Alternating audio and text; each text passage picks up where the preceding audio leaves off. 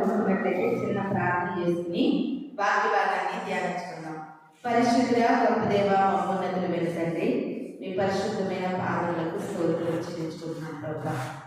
ఈ సమయంలో తండ్రి దేవదాసులాగా మీ సన్నిధిలో నిలబడి ఉండగా నన్ను పూర్తిగా మీ శిలువను మరుగు చేసుకుని నాకు మాకు కావలసినటువంటి వర్తమానంలో బలపరిచి మరింతగా ప్రభావ మీలో ముందుకు నడిచే భాగ్యం మాకు దయచేయమని త్వరలో రాబోతున్న యేసు పరిశుద్ధ నామములో అడిగి మేము ప్రార్థిస్తున్నాం తండ్రి.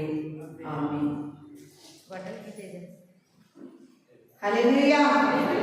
ఈ చక్కటి సమయం ఇచ్చినటువంటి దేవాది దేవుని వందనాలు.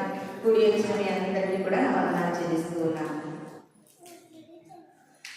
ఈ సమయంలో మనము దేవుడు మనతో మాట్లాడుతున్నటువంటి వాక్య ధ్యానం ఏంటంటే, ప్రియమైన దేవుని సంగమా, ఇక్కడ నిలబడి నేను బ్రతికి ఉన్నానన్నానికి రుజువేటి చెప్పండి.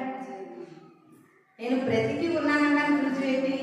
మాట్లాడగలుగుతున్నాను, నిలబడగలుగుతున్నాను, కనబడుతున్నాను మీ అందరికీ. అదొక రుజువు. అయితే ఈ దినాన్ని మనకి మందిరం ఉందన్నానికి రుజువేటి? కనబడుతుంది. కనబడే ప్రతిదీ కూడా ఎలాంటిది? రుజువు. అది కనబడేది ఏంటంటే రుజువు. చాలాసార్లు మనము రుజువు లేకుండా ఈ లోకంలో ఏ పని జరగదు, మనం బ్రతకము, ఏది ఉండదు. రుజువు అనేది ప్రతి మనిషికి కూడా రుజువు ఉండాలి. క్రైస్తవులుగా జీవిస్తున్న మనము క్రైస్తవులు అని చెప్పుకోవడానికి రుజువు ఏంటి? రుజువు ఉండాలి ప్రతి దానికి. ఎందుకన్నా ఒక వర్క్ చేయడానికి వెళ్ళినప్పుడు, స్కూల్కి వెళ్తున్న పిల్లలకు రుజువు ఏంటి? ఐడెంటిటీ కార్డు తెస్తున్నారు. వర్క్ చేయడానికి వెళ్ళిన వాళ్ళు రుజువు ఏంటి? అక్కడ తంబేస్తున్నారు. నువ్వు డ్యూటీకి వచ్చేవో లేదో రుజువు ఏంటి? అక్కడ ఒక ఆధారం ఉంటుంది. ఆ ఆధారాన్ని బట్టి, ఒక రుజువుని బట్టి నీ యొక్క పనిని నిర్ధారణ చేయగలుగుతూ ఉన్నారు. ఈ దినాన్ని క్రైస్తవులుగా జీవిస్తున్నటువంటి మనకి కూడా రుజువు ఉండాలి. రుజువు లేకుండా క్రైస్తవుడు అని నీకు నువ్వు సంబరపడొచ్చేమో, కానీ దేవుడు మాత్రము ఏ మాత్రము ఇష్టపడ్డు. క్రైస్తవులుగా దేవుని బిడ్డలుగా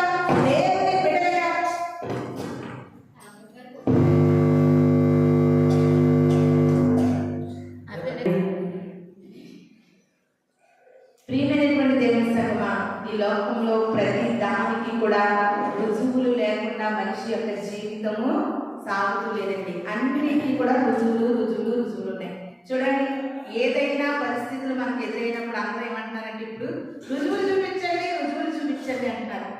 అంటే ఒకటి అర్థం కావాలి, రుజువు లేకపోతే ఆ పనికి ఒక అర్థం లేదు. రుజువు అనేది మన జీవితంలో ఒక భాగంగా ఉంది. అయితే దేవుని యొక్క వాక్యము మనకు ఏమని సెలవిస్తుందంటే, అపోస్తలుల కార్యాలు 9వ అధ్యాయం 22వ వచనంలో అపోస్తలులైన పౌలు గారు రుజువు వరకు చక్కటి మాటలు మాట్లాడుతున్నట్లుగా మనకు కనబడుతూ ఉంది. 9వ అధ్యాయము 22వ వచనాన్ని మనం చదువుకుందాం. అయితే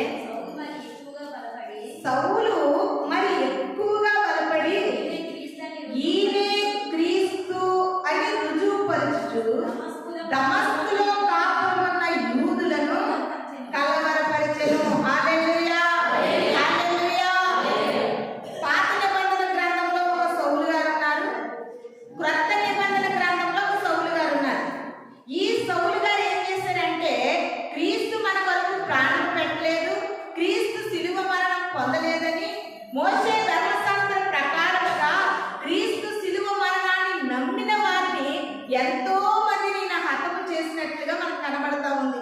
ఒకానొక రోజున దేవుడి సౌలు గారికి దర్శనమిచ్చాడు. చాలా మంది మొండి గంటలు ఉంటాయండి. మనుషులు ఎంత చెప్పినా వారు వినరు.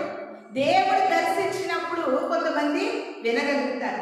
ఇంకా బండ హృదయాలు ఉన్నాయంటే దేవుడు దర్శించినా సరే వారు వినరు. ప్రియమైన దేవుని సంగమా, ఈ సౌలు గారిని దేవుడు దర్శించినప్పుడు దేవుడి యొక్క దర్శనము ప్రకారంగా సౌలు గారు, దేవాది దేవుడు యేసుక్రీస్తు ప్రభు వారు మన కొరకే ప్రాణం పెట్టారని, మన కొరకు రక్తాన్ని కార్చారని ఈయన నమ్మే.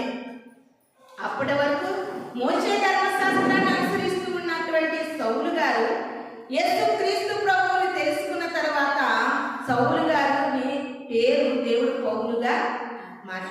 ఈ దినాన్ని క్రైస్తవ సంఘాలలో ఆరాధనలు జరుగుతున్నాయంటే, క్రైస్తవులకి ఒక మందిరాలు ఉన్నాయంటే, ఆ మందిరాలకు క్రైస్తవులు తరలి వస్తున్నారంటే, ఇటు రీతిగా దేవుడికి మనం ఆరాధన చేయగలుగుతున్నామంటే ఈ సంఘాలన్నిటికీ మూల పురుషుడు, ఒక మాట చెప్పాలంటే మూల పితామహుడు ఎవరంటే అపోస్తులైనటువంటి పౌలు గారు. అటువంటి గొప్ప పరిచర్య చేసినటువంటి పౌలు గారు చూడండి, ఈ యొక్క క్రొత్త నిబంధనలో కొలస్సీలు, ఫిలెమోను, గలతీలు, తిమోతి ఇవన్నీ పత్రికలు కూడా ఏంటంటే పౌలు గారు తన సంఘానికి రాసినటువంటి పత్రికలు అన్నమాట. అంటే పౌలు గారు ఎన్ని సంఘాలను నిర్మించారు అనేది మనకు కనబడుతూ ఉంది. అలాంటి పౌలు గారు ఈ దినాన్ని క్రైస్తవులుగా జీవిస్తున్నటువంటి మన కొరకు ఒక మాటను తెలియజేస్తున్నారు. అపోస్తల కార్యాలు 9వ అధ్యాయం 22వ వచనం నేను చదువుతున్నాను చూడండి. అయితే సౌలు మరీ ఎక్కువగా బలపడి, ఎలా బలపడ్డాడండి? మరీ ఎక్కువగా బలపడి ఈయనే క్రీస్తు అని రుజువుపరుస్తున్నాడండి. హల్లెలూయా, హల్లెలూయా. ఏం చేస్తున్నాడండి? ఎవరిని రుజువు చేస్తున్నారంట?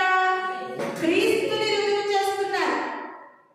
మన కొరకు ఈ లోకానికి మనుష్య కుమారుడుగా వచ్చిన వారు ఈయనే అని దిన జీవితము ద్వారా రుజువుపరుస్తున్నారు.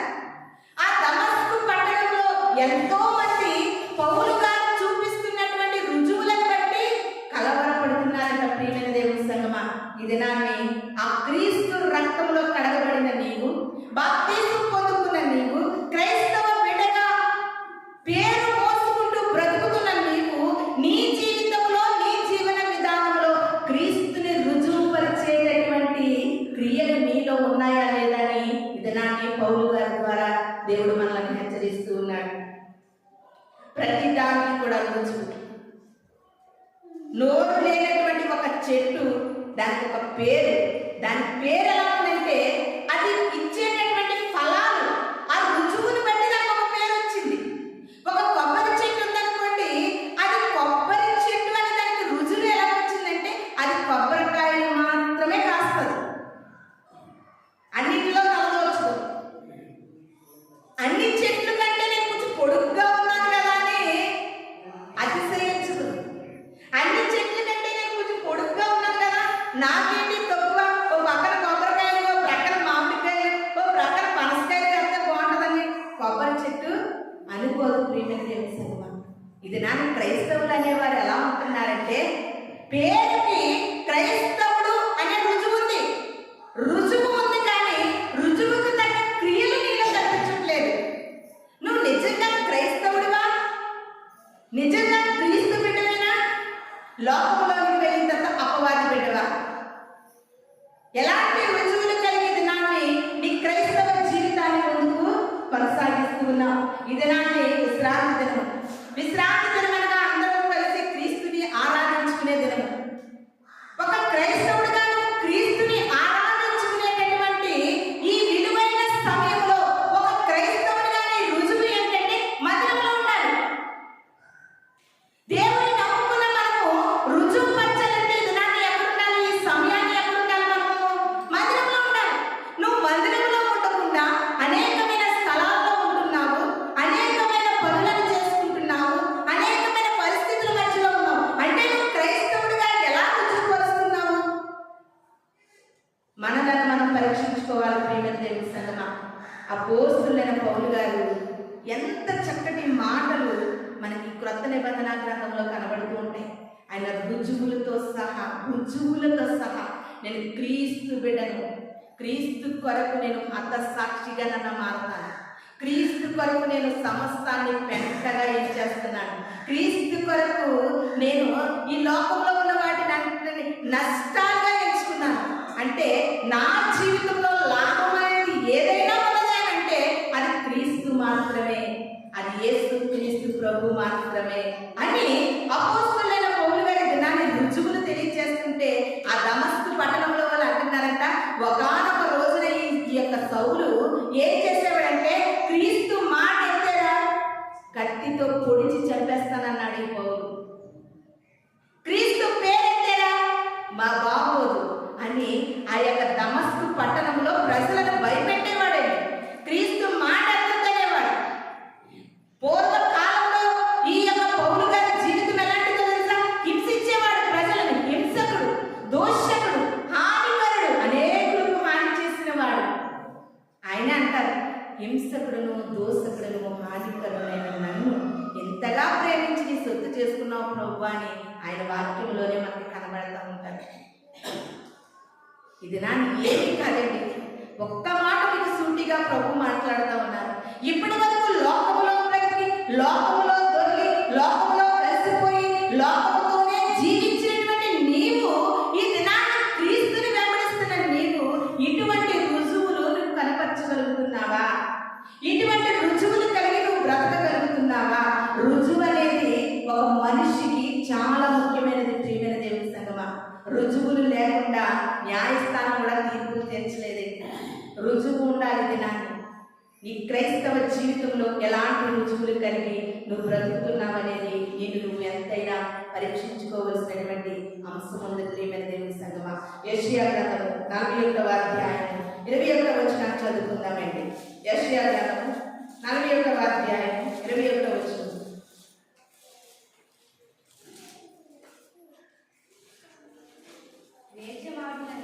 వేశ్యమాడునని యెహోవా అంటున్నాడు.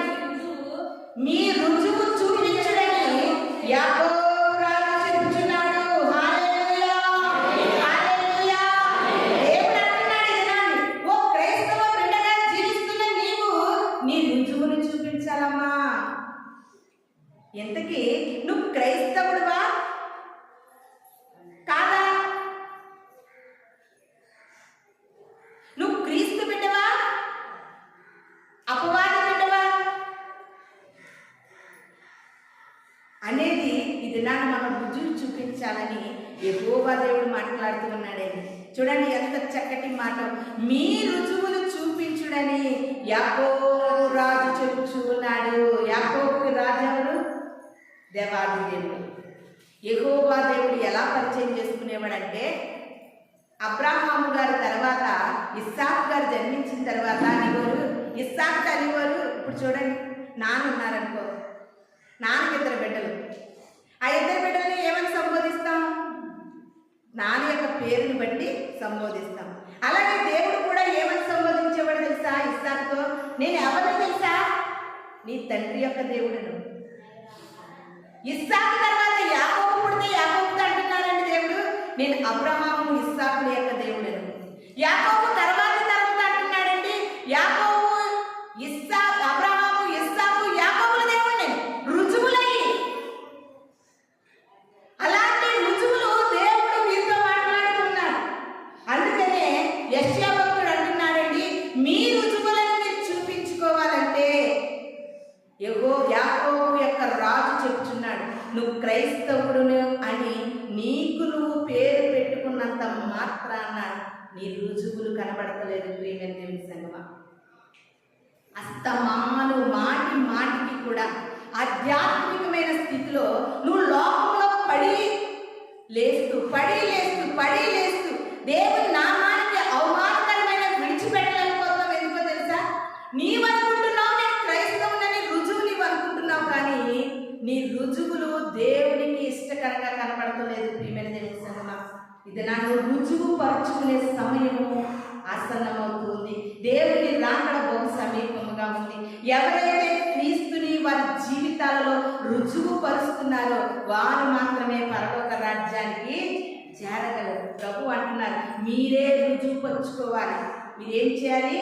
రుజువు పరుచుకోవాలి. నువ్వు ఈ లోకంలో బ్రతికి ఉన్నావా లేదనేది నీ ఆధార్ కార్డు యొక్క రుజువును బట్టి తెలుస్తుంది. నీకు ప్రభుత్వం యొక్క ప్రభుత్వం ఇచ్చేటటువంటి ప్రతిదీ కూడా నీకు అందజేయబడాలంటే రుజువు ఉండాలి. రుజువు లేకుండా ఈ లోకంలో ఏ కార్యక్రమం జరుగుతలేదు. ప్రియమైన దేవుని సంగమా, అటువంటి నీ జీవితంలో క్రీస్తుని నమ్ముకున్నావనే రుజువు నువ్వు లేకుండా పరలోక రాజ్యానికి నువ్వు చేరలేవు. నీకు రుజువు ఉండాలి. నువ్వు దారిని పట్టుకుని నడుస్తూ వెళుతుంటే క్రైస్తవుడనే రుజువు లోకము చూడాలి. నువ్వు కూర్చున్న స్థలంలో క్రైస్తవుడనే రుజువు కనిపించాలి.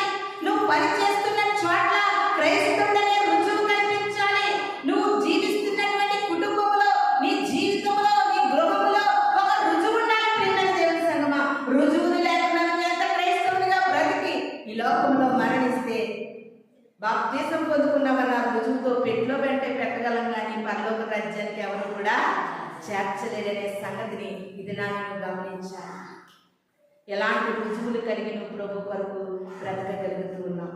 ఒక్కసారి నీ మనసులను గ్రహించండి. 2 కొరింథీయులకు రాసిన పత్రిక 8వ అధ్యాయం 24వ వచనం చదువుకుందాం.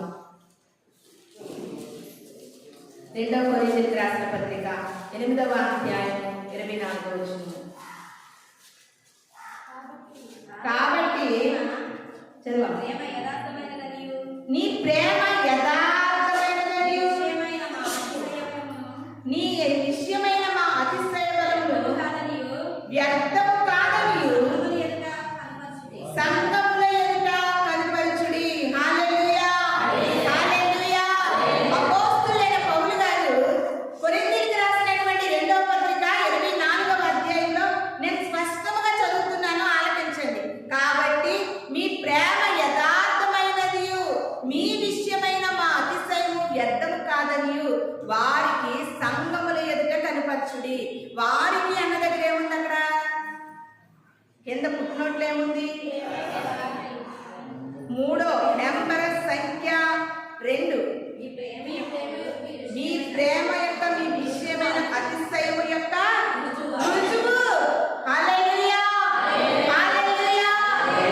వాక్యము నిరర్థకమైనది ప్రియమైన దేవుని సంగమా. వాక్యము బోధిస్తూ ఉంటుండగా ప్రతి మాట లేఖనములో నుండి తప్ప బయట నుండి ఒక్క మాట కూడా రాదు. గ్రహించండి. పౌలు గారు అంటున్నారు, మీరు క్రైస్తవులుగా జీవిస్తున్నాడు, మీరు వ్యర్థము కాదని ఎరిగినప్పుడు మీ ప్రేమ దేవుని పట్ల వ్యర్థము కాదని ఉండాలంటే ముందుగా నువ్వేమి కలిగి ఉండాలంటే రుజువు కలిగి ఉండాలి. నీకుందా రుజువు? నువ్వు రుజువు కలిగి దేవుని కొరకు నువ్వు సాక్షిగా బ్రతకగలుగుతున్నావా? దేవుని కొరకు ఈ లోకంలో రుజువులతో నువ్వు జీవించగలుగుతున్నావా? అంత ఎందుకండి, పరలోక రాజ్యానికి సిద్ధపడడానికి 10 మంది కన్యకులు వచ్చారండి. 10 మంది కన్యకులు కూడా దేవుని సన్నిధికి చేరాలంటే వారు ఏం పట్టుకుని వచ్చారు? దివిటీలు పట్టుకుని వచ్చారు. 10 మంది దగ్గర దీపాలు ఉన్నాయి, 10 మంది దగ్గర నూనె ఉంది. పెండ్లి కుమారుడు వచ్చేసరికి 5 దగ్గర దీపాలు ఆరిపోయే రుజువు లేదు. అక్కడ 5 మంది దగ్గర నూనె లేదు, దీపం ఆరిపోయింది. ఆ 5 వచ్చి అంటున్నారు, మీ నూనె మాకు కొంచెం ఇవ్వండి అంటే వాళ్ళు అంటున్నారు, ఇది మీకు కొంచెం ఇస్తే అది మీకు సరిపోదు, మాకు సరిపోదు. ఇది నాన్ని క్రైస్తవుడిగా జీవిస్తున్న నీవు రుజువు లేకుండా బ్రతికితే పని కాదండి. రుజువు లేకుండా బ్రతికితే నువ్వు పరలోక రాజ్యానికి చేరలేవు. బైబిల్ గ్రంథంలో భక్తులైన వారు అనేక మంది రుజువులతో సహా బ్రతికే వారి జీవితాలలో రుజువులు చూపించారు. ప్రియమైన దేవుని సంగమా, యోసేపు గారు ఉన్నారంటే రుజువు చూపించారు. ఐగుప్తు ప్రాంతంలో నేను నమ్ముకున్న దేవుడు సర్వాంతర్యామి, ఆయన ఎక్కడా లేని చోటు లేదండి. ఆయన సముద్రంలో అడుగు భాగంకి వెళ్ళిపోయినా నన్ను చూస్తాడు, యానాను చూసినట్లు. గుహల్లో వెళ్ళిపోయినా నన్ను చూస్తాడు, దావీదును చూసినట్లు. వాడ మధ్యలోకి వెళ్ళిపోయి భయంకరమైన తుఫానుతో అలలు విసిరి కొడుతూ ఉన్నా ఆయన నన్ను చూస్తాడు, పౌలు గారు ప్రయాణాలు చూసినట్లు. ఎక్కడో మోయాబు దేశంలో బ్రతికినా ఒక విధవరాలిగా ఉన్న నన్ను చూస్తాడు ఆయన, రూతును చూసినట్లు. ఇది నాన్ని ఆయన లేని చోటు లేదు, నీవు లేని చోటు లేది యేసయ్యా.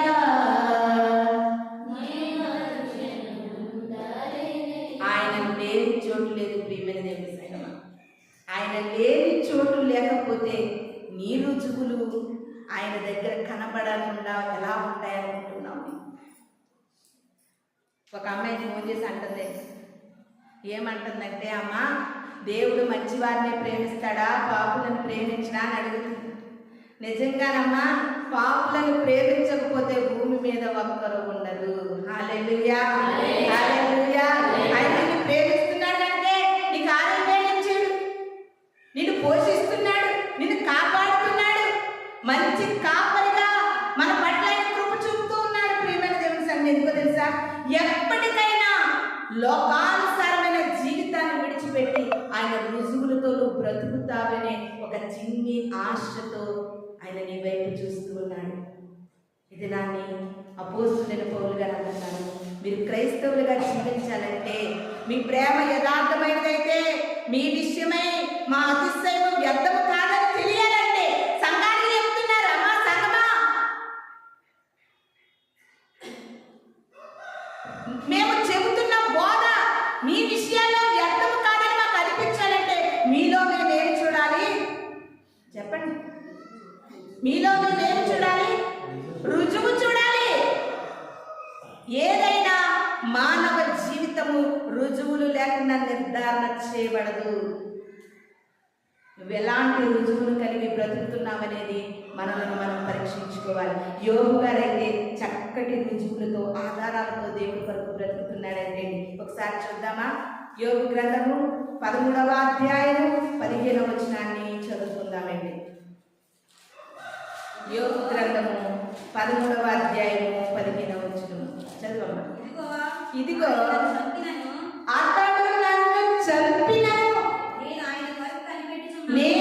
ఆయన కొరకు కనిపెట్టుచున్నాను. హల్లెలూయా, హల్లెలూయా.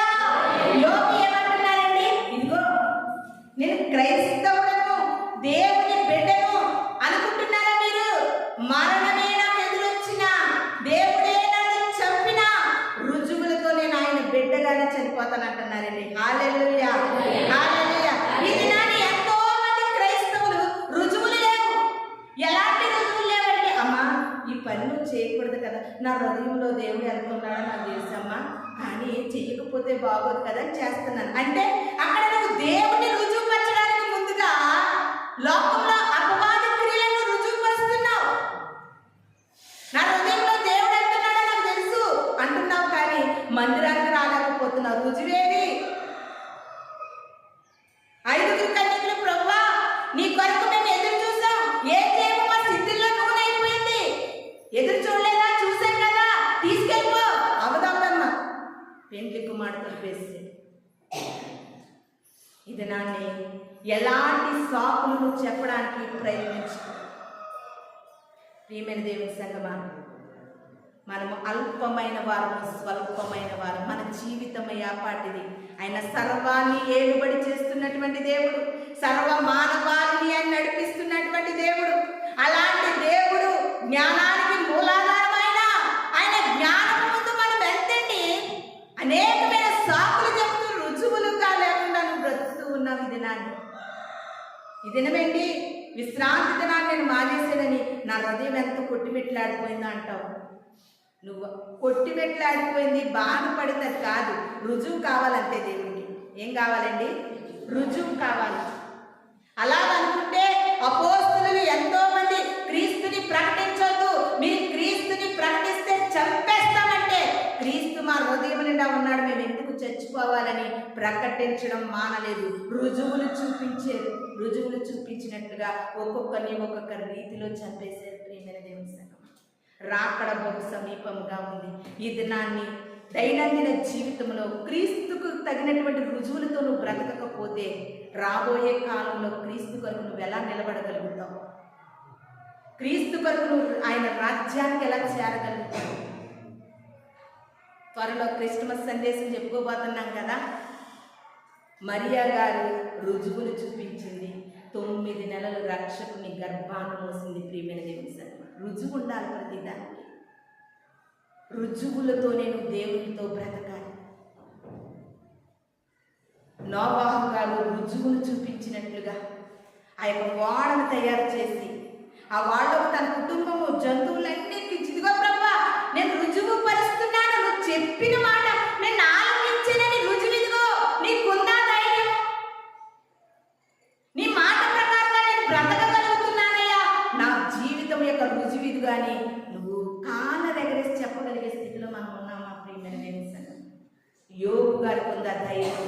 బాబు బిడ్డలు తీసుకున్నావు, ఆస్తిని తీసుకున్నావు, సంపద తీసుకున్నావు, అందరూ పోయారు, అన్ని పోయాయి, అంత పోయింది, ఇక నాకు మిగిలిన ఎముకల గూడు తప్ప ఏమీ లేదయ్యా, అయినా సరే నేను నీకు రుజువు పరుస్తున్నాను, నా ప్రాణమును పోగొట్టినా సరే నేను నిన్ను విడువనయ్యా. ఆశపడి దేవుని దగ్గర నువ్వు ఏ విషయంలో వస్తున్నావో నాకు తెలియదు, కానీ ఎవరైతే ఒక ఇల్లు కావాలని ఆశతో వచ్చావా, ఇల్లు దక్కగానే దేవుని మర్చిపోతావు.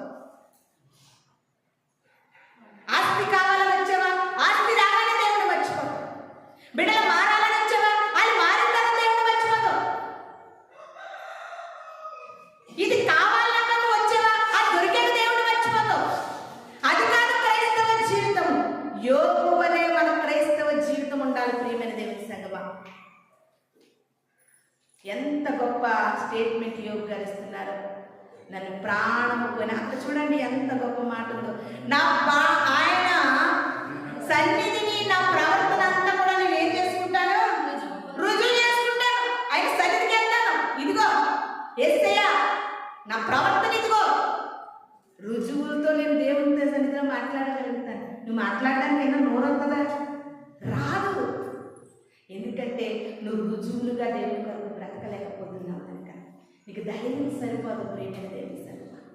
ఇది నాన్ని ఇప్పటి వరకు నువ్వు ఎలా బ్రతికేసావు, ఎలా జీవించావు, ఏ విధంగా ఉన్నావు అనేది ఈసారి ప్రక్కన పెట్టండి. ఎందుకంటే జరిగిపోయిన సంగతులను బట్టి నువ్వు ఎంత ఆలోచించుకున్నా సరే ప్రయోజనం లేదు. కానీ ఈ దినము నుండి, ఈ క్షణము నుండి దేవా నీ కొరకు రుజువులతో, ఆధారాలతో నా క్రైస్తవ జీవితం ఉండాలి ప్రభు. నీ కొరకు నేను రుజువులు కలిగి బ్రతకాలని ఒక తీర్మానం చేసుకోవాలి. ప్రియమైన దేవుని సంగమా. ఇంకొక మాటను చూద్దాం. హెబ్రీయులకు రాసిన పత్రిక 11వ అధ్యాయం 1వ వచనం. విశ్వాసమన్నది నిరీక్షింపబడు వాటి యొక్క నిజ స్వరూపము అదృశ్యమైనవి ఉన్నవాటికి రుజువైనది. హల్లెలూయా, హల్లెలూయా. విశ్వాసమన్నది ఎందుకు మనకు విశ్వాసమన్నది మనం పాటించాలంటే మనకు కనబడినటువంటి పరలోకమున్నదనే రుజువు ఉంది. ప్రియమైన దేవుని సంగమా. ఆ రుజువులతోనే దేవుడు అంటున్నారండి, ఈ లోకంలో నేను మీ కొరకు ప్రాణం పెట్టాను, మరలా మీకు అక్కడ ఏమి ఏర్పాటు చేయడానికి వెళ్తున్నానో స్థలం సిద్ధపరచడానికి వెళ్తున్నాను. ఆయనే చెప్పారు. ఆయన రుజువు పరుస్తున్నాడు. అందరూ మా దేవుడు మంచోడు మంచోడు మంచోడు అని అందరూ అంటారు. మంచోడు కాదు, మంచోడు ఎలా ఉంటాడో రుజువు పరిచాడండి దేవుడు. నేను మంచివాడిని కనుక మిమ్మల్ని అందరినీ కూడా మంచి మార్గంలోనికి తీసుకువెళ్ళి మంచిగా నా రాజ్యాన్ని మిమ్మల్ని చేర్చాలని రుజువు పరిచాడు. ఏటా రుజువు? శిలువ మరణం. దేవుడు ఏది చేసినా రుజువులు లేకుండా ఏది చేయలేదు. ఎలా వచ్చాడమ్మా మీ దేవుడు? ఎలా వచ్చాడంటే కన్యక గర్భాన్ని వచ్చాడు. హోమీ పుష్ అంటే ప్రత్యక్షమైపోలేదు ఆయన. ఆయన రుజువులతో వచ్చాడు, రుజువులతోనే వెళ్ళాడు, రుజువులతోనే ఆయన బిడ్డలను ఆయన బలపరుస్తూ ఆయన ఎదురు తీసుకువెళ్తానంటున్నాడు. ఇవన్నీ రుజువులు, ఆధారం. రుజువు లేకుండా మన దేవుడు ఏది కూడా చేయలేదు. ప్రియమైన దేవుని సంగమా. అలాంటి దేవుడిని నమ్ముకుంటే నీవు క్రైస్తవుడు అనే పేరుకు మాత్రం నువ్వు బ్రతికితే కనుక లాభం లేదు. నీ మాటలో రుజువు కనిపించాలి, నీ ఆలోచనలో రుజువు కనిపించాలి, నీ తలంపులలో రుజువు కనిపించాలి, నీ ఉండే చోట రుజువు కనిపించాలి, నువ్వు మసిలే చోట రుజువు కనిపించాలి. నువ్వు ఎక్కడ ఉన్నప్పటికీ దేవుని బిడ్డవని ఒక రుజువు, ఐడెంటిటీ కార్డు వేసుకో. రుజువు, దేవుని బిడ్డనని ఒక రుజువు కలిగిన ఐడెంటిటీ కార్డు మనం వేసుకోవాలి. ప్రియమైన దేవుని ఎంతమంది వినాలి ప్రభు కొరకు అలాంటి రుజువులతో బ్రతకగలుగుతున్నామనేది మనల్ని మనము పరీక్షించుకోవాలండి. ఇది నాని ఈ డిసెంబర్ నెల అంతా రుజువు ఏంటంటే ప్రతి ఇంటిపై ఏముంటుంది? ఎందుకు? క్రిస్టమస్ నెలని. ఈ యొక్క డిసెంబర్ మొదలుపెట్టి 31 వరకు ఒక్కొక్కరు ఒక్కొక్క తారీఖున క్రిస్టమస్లు చేసుకుంటారు. ఒక వ్యక్తి వచ్చి అంటున్నాడంటండి, క్రిస్టమస్ ఎంత బాగా జరిగిందో తెలుసా? మా క్రిస్టమస్ ఏంటి అంత బాగా జరుగుతా? అక్కడ పెట్టిన లైటింగ్ ఎవరు పెట్టలేదు, అక్కడ పెట్టిన క్రిస్టమస్ స్టార్ అంత ఎత్తు ఎక్కడా లేదు. మా దేశంలో ఎంత బాగా జరిగిందో, మా చర్చిలో ఎంత బాగా జరిగిందో. ఏంటి రుజువు? స్టార్ రుజువా? లైటింగ్ రుజువా? అలంకరణ రుజువా? నేనంటాను మా క్రిస్టమస్ ఎంత బాగా జరిగిందో తెలుసా? క్రీస్తుని రుజువు పరుస్తానని అనేక మంది దేవుని కొరకు నిబంధన చేసుకుంటారు.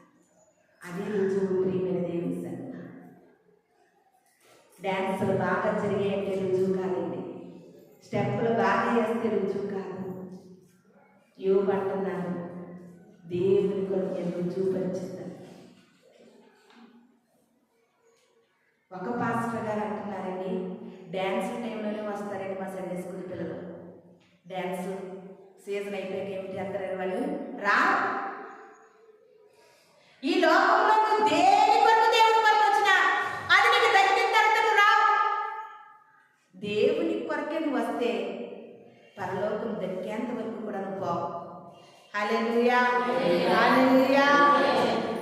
ఇది నాని ప్రభువును మన బ్రతుకులో రుజువులు చూపించే వారిగా ఉండాలని మీకు అందరికీ కూడా తెలియజేస్తూ ఉన్నాను. లాస్ట్ ఒక మాట తీసుకుని మనం ముగించుకుందాం. అపోస్తలుల కార్యములు 1వ అధ్యాయము 3వ వచనాన్ని చదువుకుందామండి. అపోస్తలుల కార్యములు 1వ అధ్యాయము 3వ వచనాన్ని మనం చదువుకుందాం.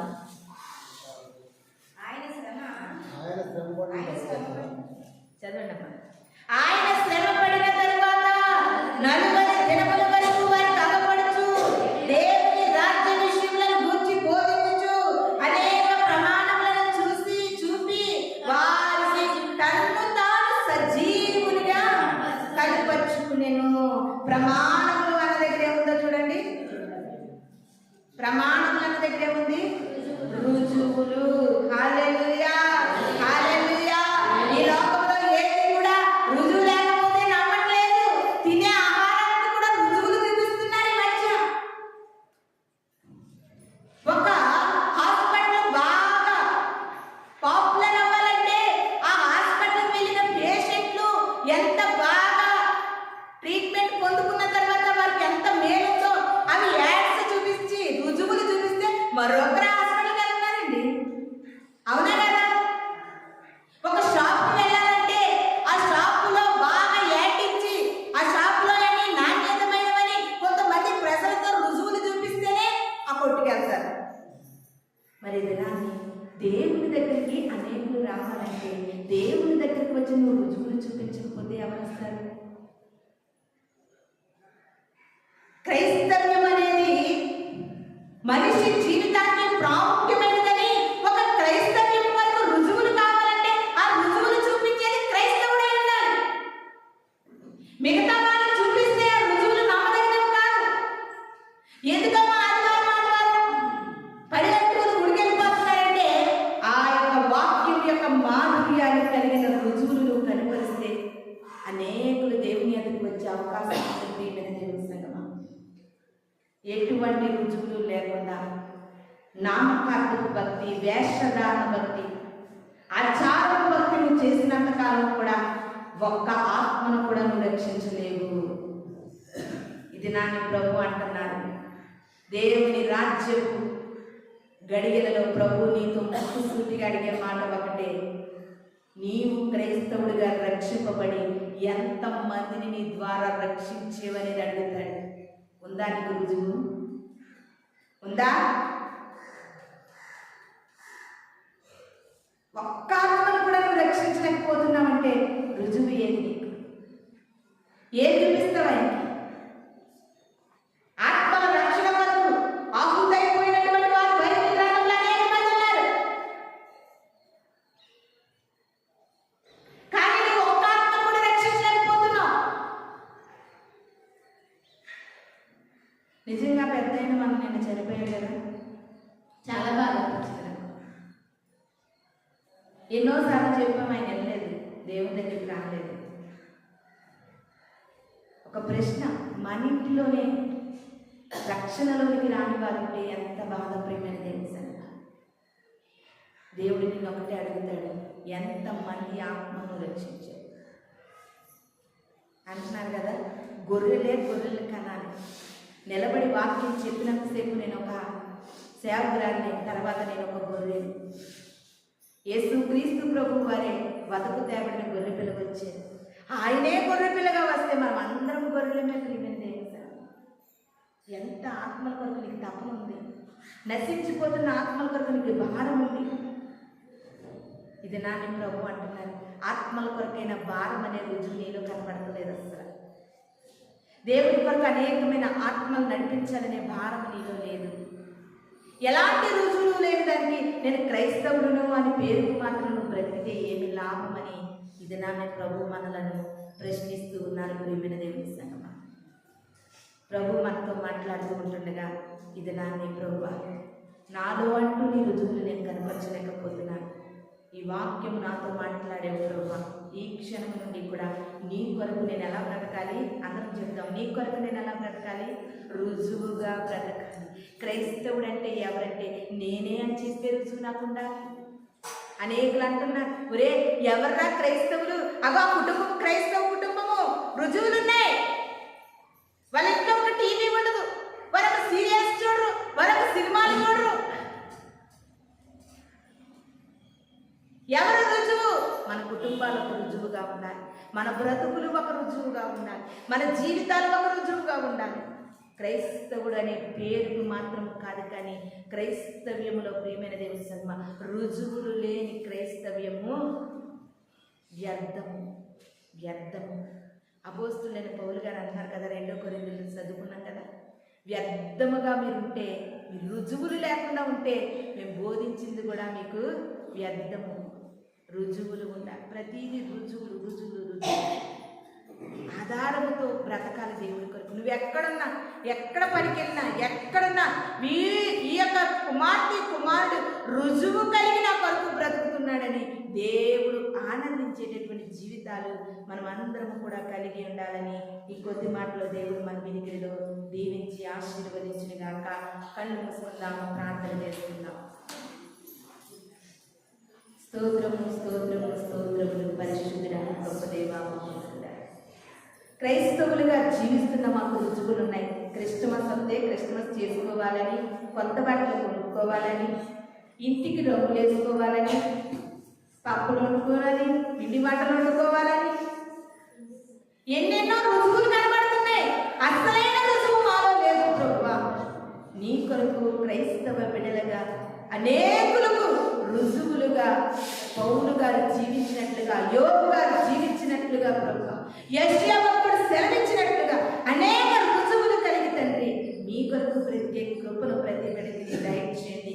విన్న వాక్యము ప్రతి హృదయములలో నీరు కట్టి ఫలింపచేయమని వాళ్ళు రాబోతున్న యేసు పరిశుద్ధ నామములో అడిగి వేడుకుని ప్రార్థిస్తున్నాను తండ్రి. ఆమేన్. మీ